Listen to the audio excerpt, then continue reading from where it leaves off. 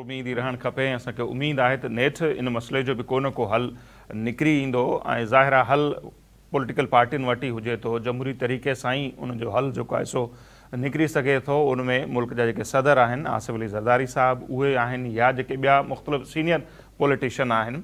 ख़ैबर पख्तूनख्वा जी सूरत हाल बि का एॾी बहितर कोन्हे, उते बि तमामु घणी सूरत हाल ख़राबु आहे अमन अमान जे हवाले सां। या उते जेके अमन जे लाइ मार्च थियनि पिया पख्तून तहफ़ुज़ मूवमेंट जा या ॿियनि जा, अली वज़ीर उते छा थो ॻाल्हाए, मोहसिन दावड़ छा थो ॻाल्हाए, मंज़ूर पश्तीन छा थो ॻाल्हाए, उते सूरत हाल कीअं आहे, असफंद यार वली जो मौक़िफ़ छा आहे, सो एमल वली ख़ान अॼुकल्ह छा थो ॻाल्हाए। सो अॼु त पाण बलूचिस्तान ते पिया ॻाल्हायूं, पर जेकॾहिं ख़ैबर पख्तूनख्वा ॾिसूं त को उते बि सूरत हाल एतिरी बहितर कोन्हे।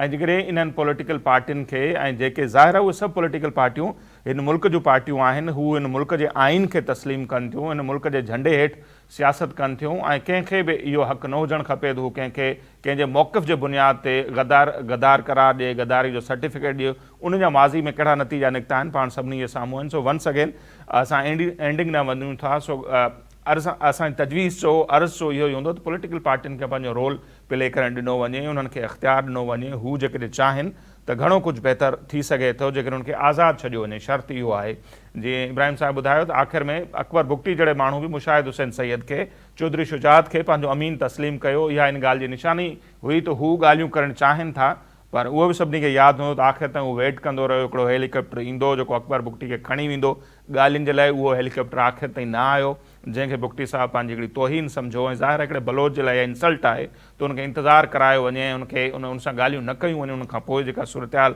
जंहिं हंध ते पहुती अॼु असीं उनखे ई भोॻियूं पिया।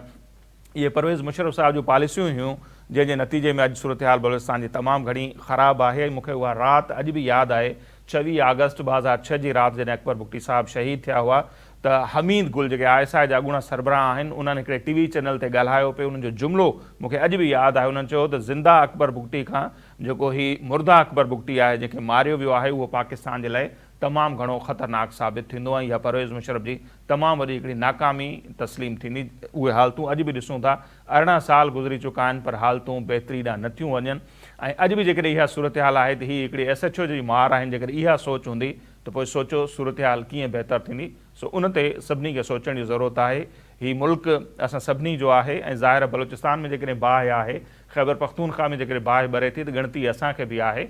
सो सभिनी खे ज़ाहिर सोचणु खपे। हतमी फ़ैसिलो त इक़्तिदार जणी जेके आहिनि, जंहिंजो असल स्टेक होल्डर आहिनि, जंहिं वटि पावर आहे, उहे ई करे सघनि था। सो ॾिसूं था त ईंदड़ ॾींहंनि में उन्हनि जी पॉलिसी छा थी जुड़े, छा हू कनि था। पाण उन ते वधीक ॻाल्हाईंदासीं।